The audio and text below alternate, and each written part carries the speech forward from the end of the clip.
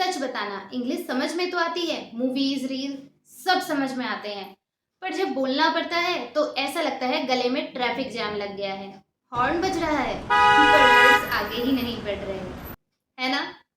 अगर आपके साथ भी ऐसा होता है तो रिलैक्स, आप अकेले नहीं हैं। मेरा हाल भी कुछ ऐसा ही था। नमस्ते दोस्तों, मेरा नाम अंजलि है और स्वागत है आपका मेरे चैनल पर। दोस्तों, मैं कोई इंग्लिश टीचर या प्रोफेसर नहीं हूँ। मैं भी आप ही की तरह एक होम मेकर, एक आम लड़की हूँ। घर संभालती हूँ और अपनी डेली रिस्पॉन्सिबिलिटीज मैनेज करती हूँ। मुझे लगता है इंग्लिश सीखना सिर्फ नौकरी के लिए नहीं बल्कि हमारे कॉन्फिडेंस के लिए भी बहुत ज़रूरी है।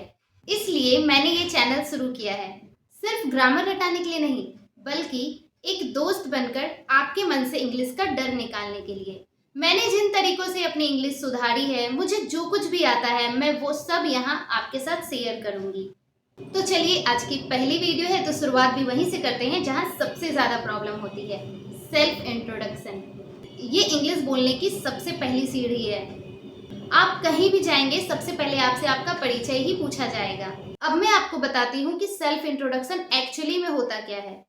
सेल्फ इंट्रोडक्शन का मतलब होता है अपने बारे में बेसिक इंफॉर्मेशन शेयर करना, जैसे आपका नाम, आप क्या करते हैं, आप कहाँ रहते हैं। और सच मानिए, अगर आपने शुरुआत की 3-4 लाइंस कॉन्फिडेंस से बोल लिया ना तो आगे का डर खत्म हो जाता है। तो चलिए, इसे और आसान बनाने के लिए हम इसे 4 पार्ट्स में डिवाइड कर देते हैं। Number 1, name and place. यहाँ 90% लोग गलत बोलते हैं। वो बोलते हैं माई सेल्फ अंजलि। दोस्तों, माई सेल्फ बोलना बिल्कुल गलत है। आप सिंपल बोलिए माई नेम इज़ अंजलि या आई एम अंजलि और उसके बाद अपना प्लेस बता दीजिए जहाँ आप रहते हैं, जैसे I am Anjali from Bihar या फिर my name is Anjali and I live in Bihar. Number 2, work. Work means what you do, आप क्या करते हैं। जैसे अगर आप हाउस वाइफ है तो कहिए I am a home maker, अगर आप स्टूडेंट है तो कहिए आई एम अ स्टूडेंट, और अगर आप जॉब करते हैं तो कहिए I am a job holder या I am a working professional. बस सिंपल है। अब थर्ड, हॉबी और पैशन। हॉबी और पैशन, आपके शौक क्या है, आपको क्या पसंद है, जो दिल से पसंद हो वो बताइए। जैसे I like cooking, I love to play cricket, I am passionate about learning new things. और हाँ, यहाँ सच बताना है, ये नहीं कि कभी किताब पलटाई नहीं और कह दो I love to reading books, पकड़े जाओगे। जो सच में पसंद हो वही बताना। अब आते हैं फोर्थ और सबसे इम्पॉर्टेंट टॉपिक पर, क्लोजिंग लाइन। हम अपना इंट्रोडक्शन शुरू तो कर देते हैं पर समझ में ही नहीं आता कि इसे ख़त्म कहाँ करना है। अक्सर हम अपना नाम और काम बताकर चुप हो जाते हैं और सामने वाले को लगता है शायद अब हम कुछ बोलने वाले हैं, पर वहाँ एक अजीब सा साइलेंस हो जाता है। ऑकवर्ड लगता है ना। इसलिए क्लोजिंग लाइन वो सेंटेंस होती है जिसमें हम अपने इंट्रोडक्शन को पोलाइटली एंड करते हैं, जैसे थैंक यू या एक्साइटमेंट दिखाना या फिर सामने वाले से कनेक्ट होना। इसको सही से ख़त्म करने के लिए रूखा सा थैंक यू मत बोलो, एक्साइटमेंट दिखाइए। जिससे ऐसी लाइन बोलिए जिससे सामने वाले को लगे कि आप उससे मिलकर खुश हैं। जैसे आप कह सकते हैं I am excited to be here, it's a pleasure introducing myself, thank you for listening, I am excited to learn and grow.